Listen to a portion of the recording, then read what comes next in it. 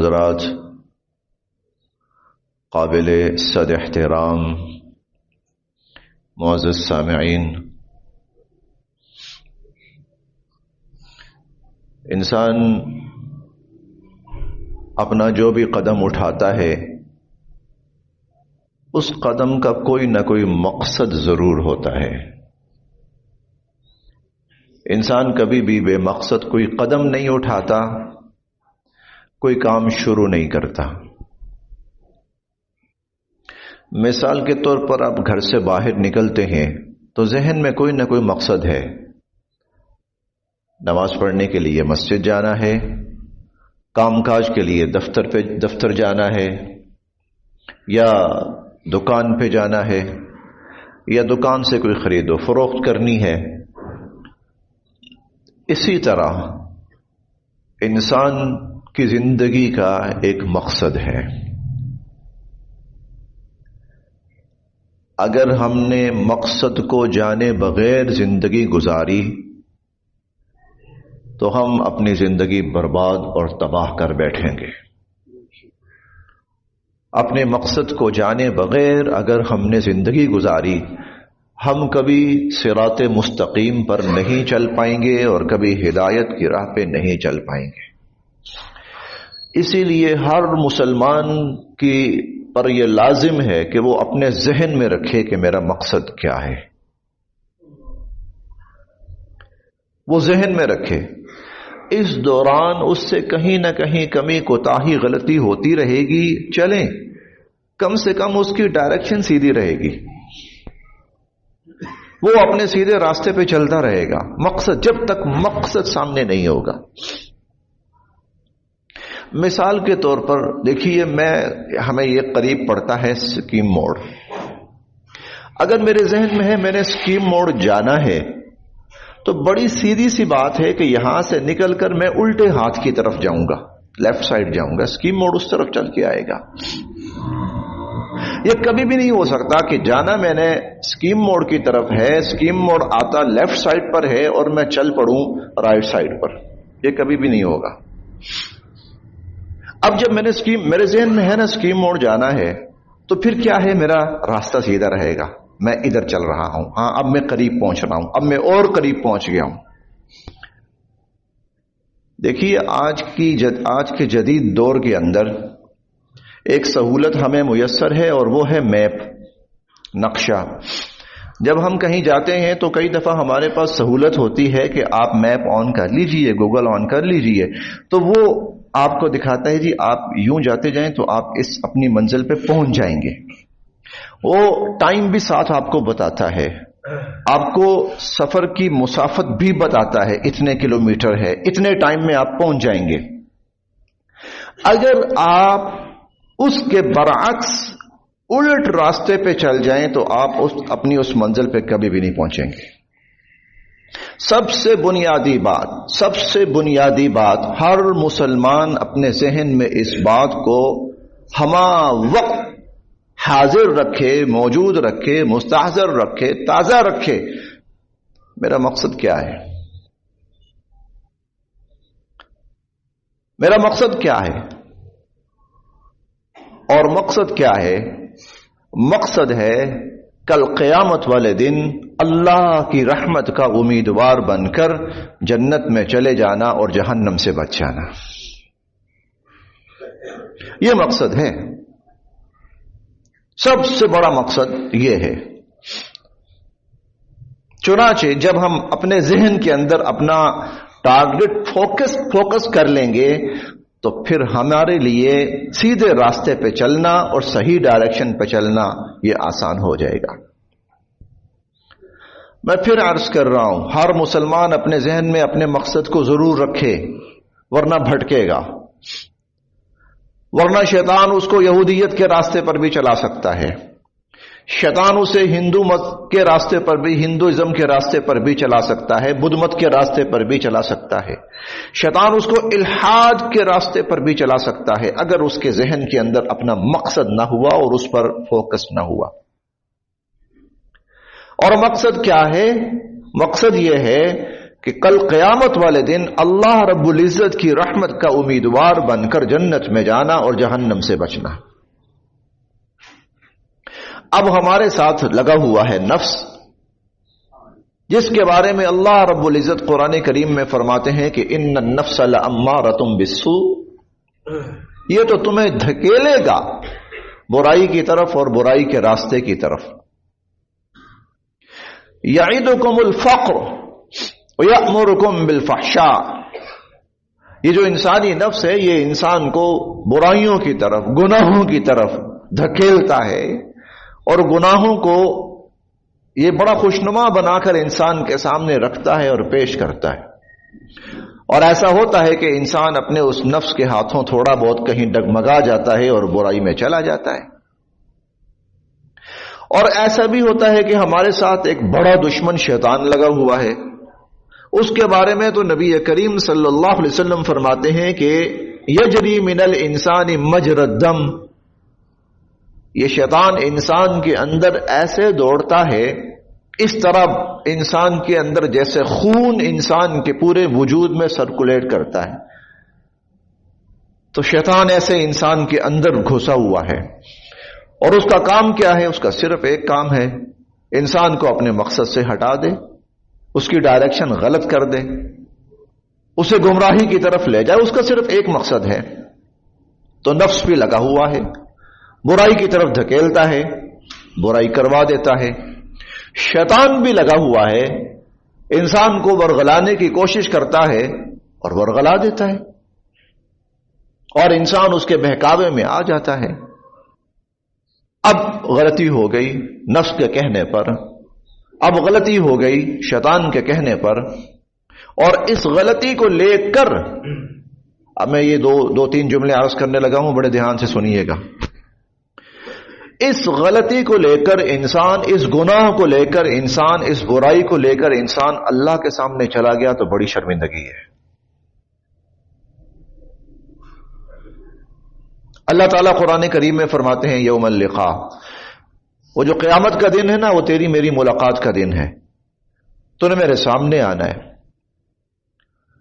اور وہ یوم الحساب، حساب کا دن ہے کہ میں نے تیرا حساب لینا ہے۔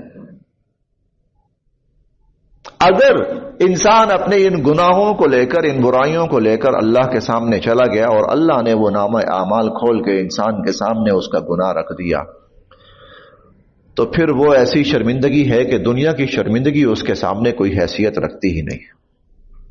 ذالک الخزی العظیم، یہ سب سے بڑی شرمندگی اور سب سے بڑی رسوائی کا موقع ہوگا کہ اللہ رب العزت انسان کا گناہ انسان کے سامنے رکھ دیں، انسان کی برائی انسان کے سامنے رکھ دیں۔ اب غلطی بھی ہوتی ہے اور کل اللہ کے سامنے جانا بھی ہے، اور جاتے ہوئے ہم چاہتے ہیں کہ ہمارا گناہ بھی نہ رہے اور اللہ ہمارا گناہ ہمارے سامنے بھی نہ رکھیں۔ یا باری تعالی، شیطان بھی آپ ہی نے پیدا فرمایا ہے، ہمارے ساتھ نفس بھی آپ نے ہی لگایا ہے، اور خلق الانسان ضعیفا، ہمیں پیدا بھی آپ نے بڑا کمزور کیا ہے، اور ہم سے گناہ بھی ہوگا اور ہم سے خطا بھی ہوگی، شیطان کے بہکاوے میں بھی آئیں گے، تو یا اللہ کوئی بچت کی صورت ہمارے لیے رکھی ہے آپ نے، کیسے بچ پائیں؟ تو اللہ رب العزت نے پھر ہمیں بچت کی ایک بہت ہی پیاری اور خوبصورت شکل عطا فرمائی، اور وہ شکل کیا ہے؟ وہ شکل یہ ہے کہ ٹھیک ہے تم سے غلطی ہوگی، تم سے گناہ ہوگا، شیطان برائی کرائے گا، نفس آمادہ کرے گا، جب ایسا ہو جائے تو تم کیا کرنا؟ وہ اللہ کے سامنے اپنے اس گناہ کی معافی مانگ لینا، توبہ کر لینا، استغفار کر لینا۔ جب تم اللہ کے حضور اپنا گناہ پیش کر کے اس پر اللہ سے ندامت کا اظہار، پشیمانی کا اظہار، شرمندگی کا اظہار کرو گے تو اللہ رب العزت تمہارے اس گناہ کو معاف فرما دیں گے، اور نہ صرف معاف فرما دیں گے بلکہ اللہ رب العزت قیامت کے دن کی اس رسوائی سے بھی تمہیں محفوظ فرما دیں گے، تمہیں بچا لیں گے۔ لہذا گناہ تو ہوتا ہے، گو اللہ سے دعا یہ ہے کہ اللہ ہماری حفاظت فرمائے، دعا یہ ہے اللہ پاک ہمیں گناہ سے محفوظ فرمائے، شیطان کے بہکاوے سے محفوظ فرمائے۔ ہمیں تو بار بار سکھایا گیا ہے اعوذ باللہ من الشیطان الرجیم، اللہ کہیں ایسا نہ ہو کہ یہ مردود اور ملعون مجھے بہکا دے، آپ مجھے محفوظ، آپ میری حفاظت فرمائیے۔ ہمیں تو سکھایا گیا بار بار یہ پڑھو اور یہ سمجھ کے پڑھیں، یہ صرف ایک سنی سنائی کے طور پر نہ پڑھیں، ایک عادت کے طور پر نہ پڑھیں، سمجھ کے پڑھیں ہم کیا کہہ رہے ہیں۔ اعوذ باللہ من الشیطان الرجیم چھوٹا کلمہ نہیں ہے، یہ چھوٹا کلمہ نہیں ہے۔ لا حول ولا قوت الا باللہ العلی العظیم یہ چھوٹا کلمہ نہیں ہے،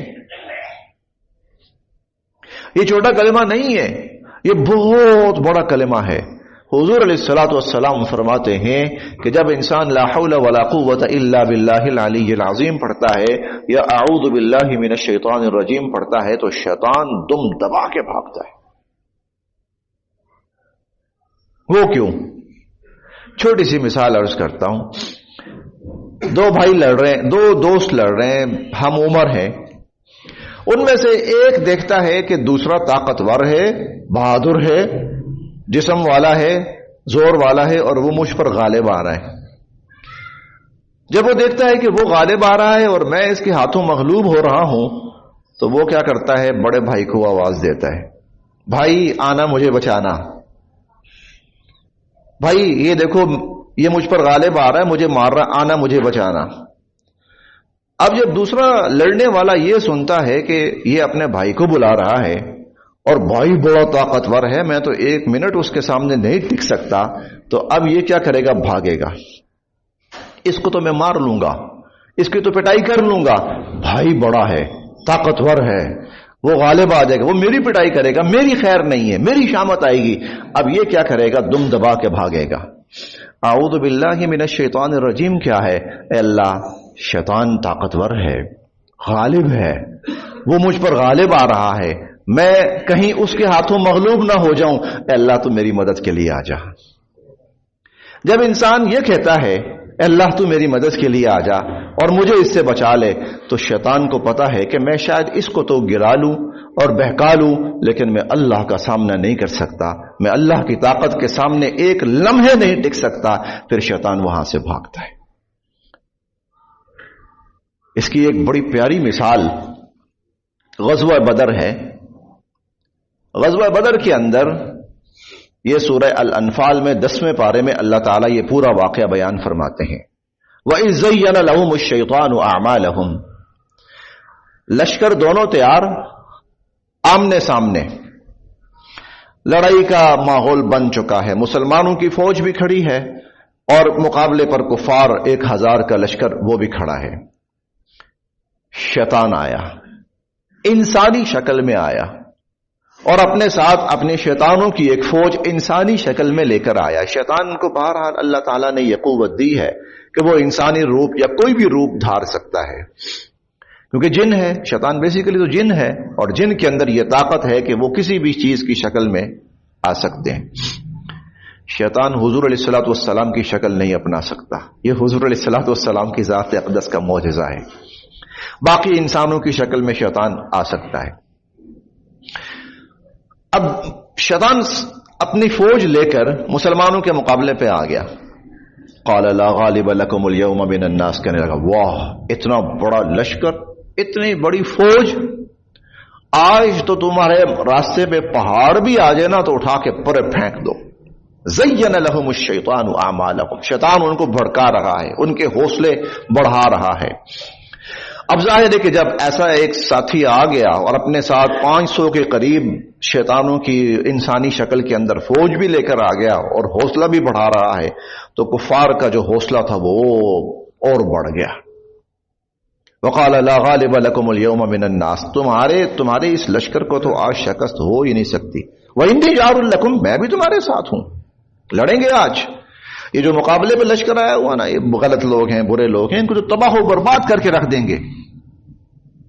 عین اس وقت جب شیطان آیا اپنے ساتھیوں یعنی کفار کی مدد کے لیے، اللہ رب العزت نے فرشتوں کو بھیجا مسلمانوں کی مدد کے لیے۔ چنانچہ سیدنا حضرت جبرائیل امین علیہ السلام فرشتوں کی جماعت کو لے کر تشریف لائے۔ جب فرشتے اترے ہیں بدر کے میدان کے اندر اور شیطان نے دیکھ لیا، بہرحال وہ ان کے ساتھ رہا تھا، وہ دیکھ سکتا تھا، اس نے دیکھ لیا تو نکص علی عقبیہ، وہ ایڑیاں پلٹ کے بھاگا۔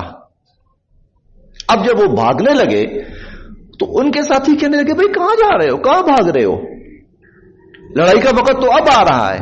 تو شیطان کہنے لگا انی بریء منکم، بھرے میں تو تمہیں جانتا ہی نہیں ہوں، تم کون ہو، میرا تمہارا کوئی تعلق ہی نہیں۔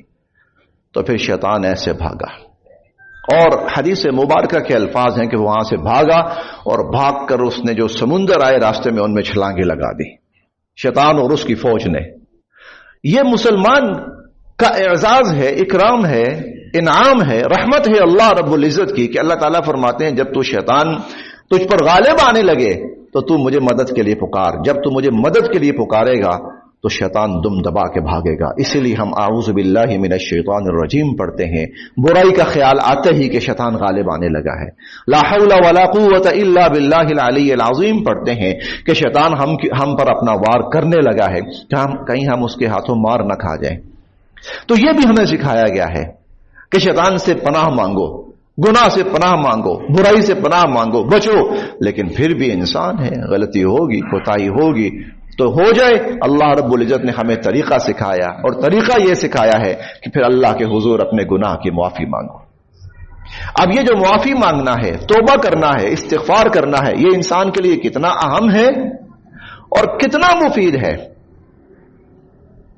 کتنا اہم ہے اور کتنا مفید ہے۔ آپ اس کا اندازہ اس بات سے لگائیے کہ اللہ رب العزت نے ہماری نگرانی کا ایک بڑا مضبوط نظام دنیا میں قائم کر رکھا ہے۔ ہماری نگرانی کا اللہ رب العزت نے بڑا ہی مضبوط نظام دنیا میں قائم کر رکھا ہے۔ جی ہم ہما وقت اللہ رب العزت کی نگرانی میں ہیں۔ ایک نگرانی بذات خود اللہ تعالیٰ فرماتے ہیں واللہ بصیر بما تعملون، تم جو کچھ کر رہے ہو اللہ دیکھ رہے ہیں۔ واللہ خبیر بما تعملون، جو کچھ تم کر رہے ہو اللہ تعالیٰ کو اس کی خبر ہے، دیکھ بھی رہے ہیں، خبر بھی ہے، سن بھی رہے ہیں اللہ رب العزت۔ اور بلکہ اس سے آگے بڑھ کر یہ اللہ رب العزت کا نظام اتنا مستحکم ہے کہ اللہ تعالیٰ فرماتے ہیں کہ وَنَعْلَمُ مَا تُوَسْوِسُ بِهِ نَفْسُ، تم دل میں کوئی بات سوچو گے نا تو مجھے اس کا بھی پتہ ہے۔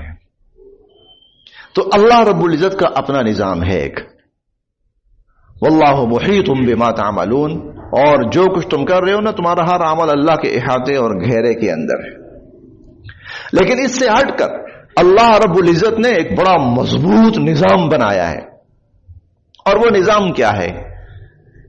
دو فرشتے مقرر ہیں جن کو کرامن کاتبین کہا جاتا ہے، کرامن کاتبین یعلمون ما تفعلون، دو فرشتے ہیں۔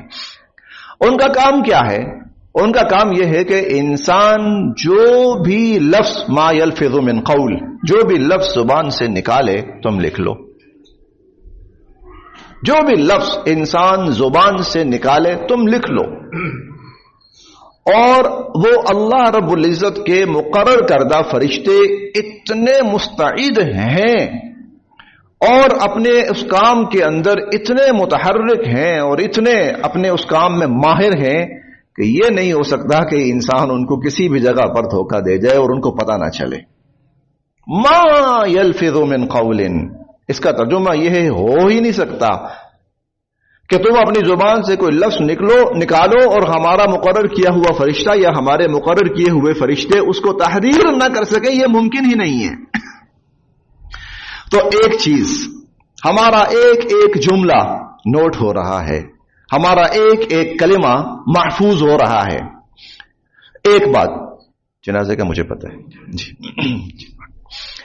محفوظ ہو رہا ہے۔ میری بات اگر سمجھ نہ آئی ہو تو میں پھر بتاتا ہوں۔ ہماری زبان جب بولتی ہے، زبان جب بولتی ہے، کچھ بھی بولے، کچھ بھی بولے، صحیح بولے غلط بولے، قرآن پڑھے یا کوئی شیطانی جملے بولے، خیر کا کلام بولے یا برائی اور شر کی بات بولے، تو یاد رکھیں وہ فرشتے ہمارا ایک ایک حرف نوٹ کر رہے ہیں. لا یغادر صغیرۃ ولا کبیرہ، نہ کوئی چھوٹا جملہ اور چھوٹی بات وہ فرشتے چھوڑ رہے ہیں، نہ کوئی بڑا جملہ اور بڑی بات وہ فرشتے چھوڑ رہے ہیں. وَوَجَدُوا مَا عَمِلُوا حَاضِرًا، قیامت والے دن انسان اپنی زبان سے نکلا ہوا ایک ایک لفظ اپنی کتاب میں موجود پائے گا. اللہ فرمائیں گے اقرا کتابک، لے بھائی پڑھ اپنی کتاب. ایک نظام اللہ کا. اللہ اکبر، یہ کیا بنے گا؟ یہ کیا بنے گا؟ ہم تو بڑے دھڑلے سے بولتے جاتے ہیں، ہم تو بڑی بے باکی کے ساتھ بولتے جاتے ہیں، کوئی بریک ہے ہی نہیں ہے، کوئی خوف، کوئی خیال، کوئی احساس ہے ہی نہیں. یہ کیا بنے گا؟ ہمارا نامہ اعمال اگر خود ہمیں دے دیا جائے پڑھنے کو، ہمیں دے دیا جائے تو ہم سب پکڑ کے بیٹھتے ہیں کہ یہ کیا میں بولتا رہا ہوں. اب فرض کرے میں اپنی بات کرتا ہوں، میں کسی اور کی بات نہیں کرتا. میں نے جو کچھ اپنی زبان سے نکالا ہوگا، اگر اس کے کچھ مخصوص جملے وہ نکال کر صرف میرے کسی بڑے کو پڑھا دیے جائیں نا، تو میرے لیے شرم سے مرنے کے لیے یہی بات کافی ہے.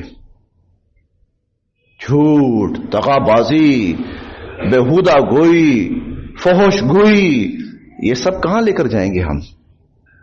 یہ اللہ کا نظام ہے. فرشتہ ایک ایک بات لکھ رہا ہے، نوٹ کر رہا ہے. کوئی چیز مسنگ نہیں ہونے لگی یہاں پر. کوئی ڈوج نہیں دیا جا سکتا، کوئی دھوکہ نہیں دیا جا سکتا، کوئی تعویل نہیں کی جا سکتی. وہ جو قرآن کی آیت ہے نا، میں اکثر مواقع پہ پڑھتا ہوتا ہوں کہ اللہ فرمائیں گے اقرا کتابک، لے بھائی پڑھ اپنی کتاب. نہیں پڑھ سکتے ہم اپنے منہ سے نکالے ہوئے الفاظ کل قیامت والے دن اللہ کے سامنے ہم خود نہیں پڑھ سکتے. ہمارے شرم سے مر جانے کے لیے، اگر قیامت کے دن موت ہوتی تو ہمارے شرم سے مر جانے کے لیے یہی بات کافی ہے کہ ہم کیسے پڑھیں. وہ فلاں محفل میں فلاں کے کان میں نے یہ بات کہی تھی، میں تو بھول گیا کر کے، ادھر سے نکلا ادھر میرے ذہن سے نکل گئی. یہ کیا؟ کفا بنفسک الیوم علیک حسیبا. ارے بھائی تو اپنا حساب خود ہی کر لے. اللہ کا نظام، ایک نظام.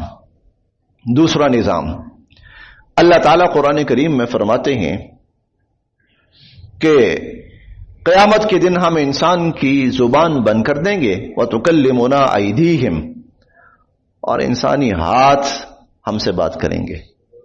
وَتَشْهَدُ أَرْجُلُهُمْ، انسانی پاؤں گواہی دیں گے.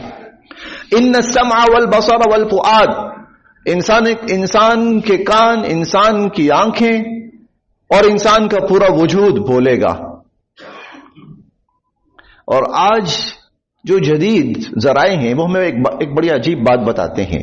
وہ یہ بتاتے ہیں کہ انسان کی جو انگلیاں ہیں اور انگلیوں میں جو ناخن ہے، ان ناخنوں کے پیچھے اللہ رب العزت کی طرف سے ایسی لیئرز بنی ہوئی ہیں جن کے اندر کسی بھی منظر کو کیچ کرنے کی سہولت یا ان کے اندر صلاحیت موجود ہے. تو 10 انگلیاں ہاتھ کی اور 10 پاؤں کی، 20. اور اللہ تعالیٰ یہی فرماتے ہیں آج زبان نہیں بولے گی، ہاتھ اور پاؤں. تو 10 انگلیاں ہاتھ کی، 10 انگلیاں پاؤں کی، 20 کیمرے ہما وقت لگے ہوئے ہیں جو ہمارے ہر عمل کو ریکارڈ کر رہے ہیں، محفوظ کر رہے ہیں. دوسرا نظام اللہ کا، ایک فرشتے، دوسرے ہمارے ہاتھ اور ہمارے پاؤں، ہمارا وجود. تیسری چیز یہ زمین ہے. زمین اللہ رب العزت کے حکم سے زمین انسان کا ہر عمل محفوظ کر رہی ہے. اذا زلزلت الارض زلزالها. میں بارہا ایک گزارش کیا کرتا ہوں کہ ہم میں سے ہر شخص کو قرآن سمجھ کے پڑھنا چاہیے، نصیحت کے لیے، کسی مناظرے کے لیے نہیں، کسی لڑائی، کسی واضح اور نصیحت کے لیے نہیں، اپنی ہدایت کے لیے، صرف سمجھنے کے لیے ہمیں پڑھنا چاہیے. ایسی حقیقتیں اللہ رب العزت نے بیان فرمائی ہیں کہ انسان اس سے غافل ہے. اذا زلزلت الارض زلزالها واخرجت الارض اثقالها وقال الانسان ما لها يومئذ تحدث اخبارها بان ربك اوحى لها. قیامت کے دن زمین ایک ایک خبر اللہ کو بتائے گی. کیوں؟ اس لیے کہ تیرے رب نے اس کو حکم دیا ہوگا. زمین. اور اس بات کی وضاحت کرتے ہوئے حضور علیہ الصلوۃ والسلام نے، ایک صحابی نے پوچھا وما احداثها، اللہ کے نبی یہ زمین جو بولے گی بتائے گی تو اس کا بتانا اور اس کی خبریں کیا ہوں گی؟ حضور علیہ الصلوۃ والسلام نے فرمایا انسان اپنی زبان سے جو کرتا ہے اور نکالتا ہے اور اپنے وجود سے جو عمل کرتا ہے، زمین اس کا ہر لفظ اور ہر عمل محفوظ کر رہی ہے اور قیامت والے دن اللہ کو بتائے گی. بِأَنَّ رَبَّكَ أَوْحَىٰ لَهَا فَمَن يَعْمَلْ مِثْقَالَ ذَرَّةٍ خَيْرًا يَرَهُ، جس نے ذرے کے برابر کوئی خیر کا عمل کیا ہوگا تو اس کو دیکھے گا، اور جس نے ذرہ کے برابر برا عمل کیا ہوگا تو وہ بھی دیکھے گا. وَوَجَدُوا مَا عَمِلُوا حَاضِرًا، جو کچھ ہم نے کیا ہوگا وہاں موجود پایا ہوگا. اللہ کی ذات کرامن کاتبین، ہمارا وجود اور ہمارے اعضاء، زمین ہماری کتنی سخت نگرانی ہو رہی ہے، ہماری کتنی سخت مانیٹرنگ ہو رہی ہے. اور کل جب قیامت کے دن اگر ہمارے گناہ اور برائیوں کے یہ سب گواہ کھڑے ہو جائیں، ہماری بخشش کہاں ممکن ہے؟ پھر ہمارا کیا بنے گا؟ پھر کیسے بچ پائیں گے ہم؟ پھر اللہ کی رحمت متوجہ ہوئی. اللہ چاہتے ہیں انسان کی بخشش ہو جائے، اللہ چاہتے ہیں کہ یہ بخشا جائے، اللہ چاہتے ہیں کہ یہ جنت میں جائے. ما یفعل اللہ بعذابکم، اللہ تمہیں عذاب دے کر کیا کریں گے؟ ان شکرتم وآمنتم، اگر تم اللہ کے شکر گزار اور ایمان والے بندے بن جاؤ اللہ تمہیں عذاب دے کر کیا کریں گے؟ وکان اللہ غفور الرحیم بالناس لرؤوف الرحیم، اللہ تو بندوں پر بڑے ہی مہربان ہے. ایک جملہ ہم سنتے ہیں 70 ماؤں سے زیادہ محبت. یہ 70 کا جو عدد ہے نا، یہ لوگوں کی زبانوں پہ چڑھا ہوا عدد ہے، اسی لیے وہ 70 کا عدد بول دیا جاتا ہے. اللہ کی رحمت کا کہیں موازنہ نہیں ہے. حضور علیہ الصلوۃ والسلام فرماتے ہیں کہ اللہ رب العزت کی جو انسانوں سے محبت ہے، اللہ رب العزت نے اس محبت کا صرف ایک حصہ زمین پر اتارا ہے. جب زمین پر جو ایک حصہ اپنی رحمت کا اور اپنی محبت کا اتارا ہے، اس کی وجہ سے انسان پر اتنی عنایتیں ہیں اور انسانوں کے درمیان اتنی محبتیں ہیں. اور 99% حصہ اللہ رب العزت نے آخرت میں رکھا ہے ایمان والوں کے لیے، کہ اللہ آخرت میں اپنی 99% رحمت اور محبت ایمان والوں پہ نچھاور فرمائیں گے. تو آپ تصور کریں کہ وہ کیا ہوگی. تو اللہ تو چاہتے ہیں کہ میں اپنی وہ 99% محبت جو ابھی ظاہر نہیں کی اور رحمت جو ظاہر نہیں کی ابھی، جو میں نے چھپا کے رکھی ہے، میں تو نچھاور کروں. اللہ تو چاہتے ہیں، لیکن ہم گناہ کر بیٹھے ہیں. یہ کیا کریں؟ ہم برائیاں کر بیٹھے اور گواہ موجود ہیں، فرشتے بھی موجود ہیں، اللہ کی ذات تو ہے ہی ہے، اعضاء بھی موجود ہیں، زمین بھی موجود ہے. یا اللہ آپ کیا کریں؟ تو پھر اللہ کی رحمت متوجہ ہوئی. سچے دل سے اللہ سے معافی مانگو، سچے دل سے اللہ سے توبہ کرو، استغفار کرو. استغفار کیا ہے؟ سب سے پہلے اللہ کے سامنے اپنا ہر وہ گناہ جو یاد ہے وہ پیش کرنا. اللہ میرا نفس غالب آ گیا، شیطان غالب آ گیا، میں حماقت کر بیٹھا، میں جہالت کر بیٹھا، اللہ میں غلطی کر بیٹھا، مجھے نہیں کرنا چاہیے تھا، میں کر بیٹھا. اللہ میں شرمندہ ہوں آپ کے سامنے اس پر، اللہ میں شرمندہ ہوں اس پر. اللہ میں آپ کے سامنے ندامت کا اظہار کرتا ہوں. اللہ میں پوری کوشش کروں گا کہ آئندہ نہ کروں ایسا. میں اللہ مجھے معاف فرما دے. کرتا رہے اس طرح 10 دفعہ 20 دفعہ 100 دفعہ کرتا رہے. یہ جو توبہ کرنا ہے اس کا اور یہ استغفار کرنا ہے اس کا، اللہ رب العزت کو اتنا پسند ہے، اتنا محبوب ہے. اس کی ایک مثال تو میں یہ عرض کروں. حضور علیہ الصلوۃ والسلام فرماتے ہیں کہ بندہ جب معافی مانگتا ہے نا، اللہ سے توبہ کرتا ہے، تو اللہ کو کتنا اچھا لگتا ہے، کتنا پسند آتا ہے.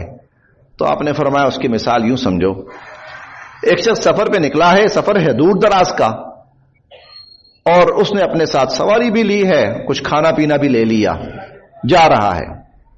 راستے میں بیابان آ جاتے ہیں، جنگل صحرا آ جاتے ہیں، تھک گیا ہے بہت سفر کر کے چلو تھوڑی دیر آرام کر لوں.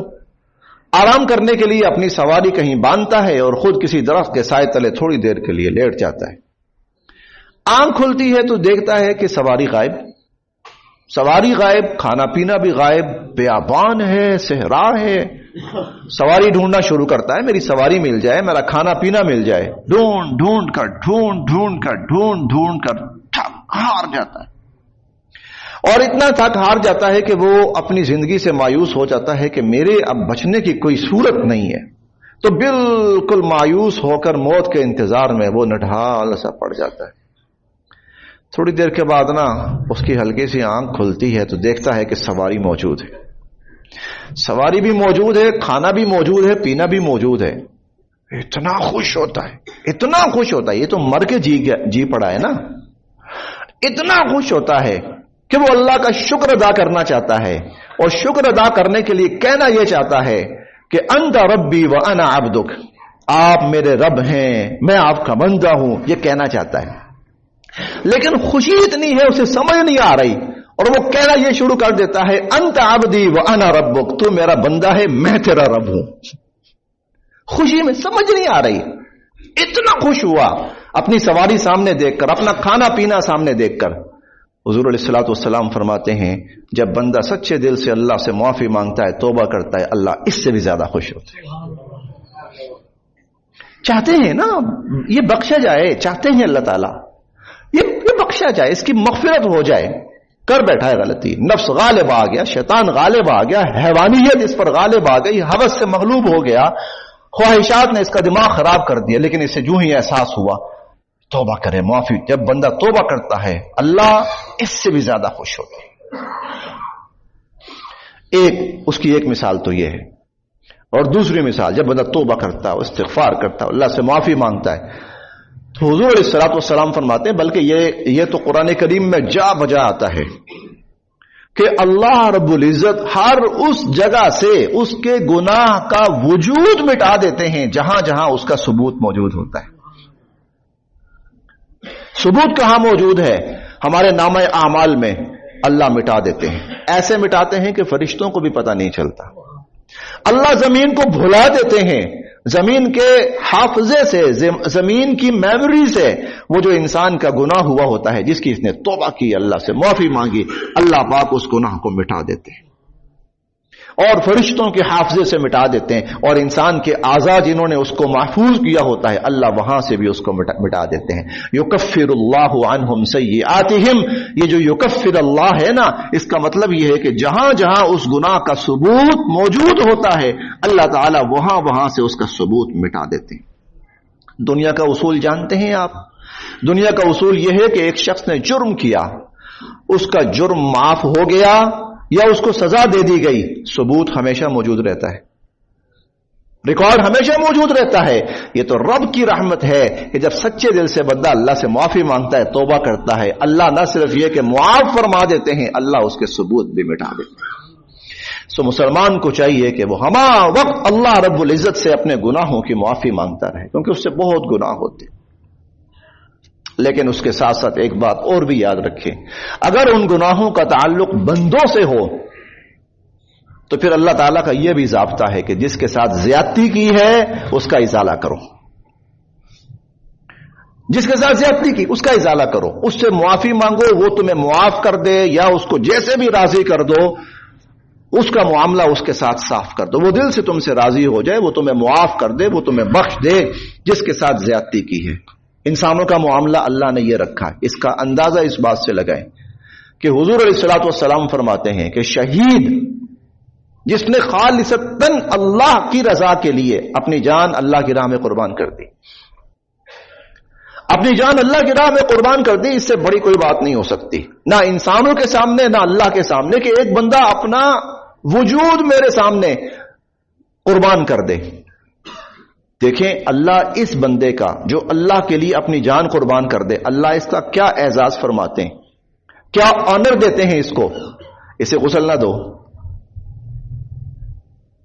شہید کو غسل نہیں دینا، نہلانا نہیں ہے اس کو، غسل نہ دو اس کو، جو کپڑے اس نے پہنے ہوئے ہیں وہ کپڑے نہ اتارو، اضافی کوئی چیز ہے اوپر ٹھیک ہے وہ اتار دو، باقی اس کے جسم کے اوپر جو کپڑے ہیں وہ نہ اتارو، خون لگا ہوا ہے اس کے وجود کے اوپر، اور کپڑے اس نے پہنے ہوئے ہیں، اسی حالت میں اس کو دفن کر دو. کیوں؟ اس لیے کہ کل قیامت والے دن جب یہ آئے گا تو یہ اپنا خون مجھے دکھائے، یا اللہ دیکھ تیرے لیے اپنی جان قربان کر دے. اس خون سمیت آنے دو، ان کٹے ہوئے اعضاء سمیت آنے دو. شہید کا یہ حکم ہے، شہید کو غسل نہیں دیا جاتا. اور اللہ تعالیٰ یہاں تک فرماتے ہیں کہ تم نے اس کو مردہ نہیں کہنا. وَلَا تَقُولُوا لِمَن يُقْتَلُ فِي سَبِيلِ اللَّهِ أَمْوَاتٌ بلکہ وَلَا تَحْسَبَنَّ الَّذِينَ قُتِلُوا فِي سَبِيلِ اللَّهِ أَمْوَاتٌ، تم نے ان کو مردہ سمجھنا بھی نہیں ہے. بَلْ أَحْيَاءٌ عِندَ رَبِّهِمْ، یہ اپنے رب کے ہاں زندہ ہیں. وَلَٰكِن لَّا تَشْعُرُونَ، بس تمہیں اس چیز کا شعور نہیں ہے، تم نہیں سمجھ سکتے اس بات کو. لہٰذا اسی حالت میں میرے پاس بھیجو. اپنے خون میں لت پت آئے، کل کہے یا باری تعالیٰ دیکھیے. شہید اتنا بڑا، اس لیے جو خالصتاً اللہ کی رضا کے لیے شہید ہوا ہے نا، اب وہ جہنم میں نہیں جا سکتا. ایمان والا ہو وہ جہنم میں نہیں جا سکتا. شہادت اتنا بڑا مرتبہ، اتنا بڑا اعزاز ہے. لیکن دوسری طرف اگر اس نے کسی انسان کا مال کھایا تھا یا قرض لیا تھا اور واپس نہیں کیا تھا، اور اس کی معافی تلافی کی کوئی صورت نہیں ہوئی تھی، وہ معاملہ جوں کا توں باقی تھا، حضور علیہ الصلوۃ والسلام فرماتے ہیں ایک دفعہ چھوڑ 3 دفعہ شہید ہو جائے نا، اب یہ جنت میں بھی نہیں جا سکتا جب تک اس بندے کے ساتھ جو زیادتی ہوئی ہے اس کا ازالہ نہ ہو جائے. حتی یقضى ما علیہ، جب تک اس کا وہ معاملہ جو انسان کے ساتھ ہے وہ کلیئر نہیں ہوگا، یہ جنت میں نہیں جا سکتا. ہاں شہید ہے، جہنم میں نہیں جائے گا، جہنم کا دروازہ اس پر بند ہے. لیکن انسان کے ساتھ زیادتی کی تھی، جنت میں بھی نہیں جا سکتا جب تک وہ معاملہ حل نہیں ہوگا. انسان کے ساتھ کوئی معاملہ ہوا ہے تو اس کو اس دنیا کے اندر حل کریں، جیسے بھی معافی مانگے اس سے اس کا معاملہ حل کریں.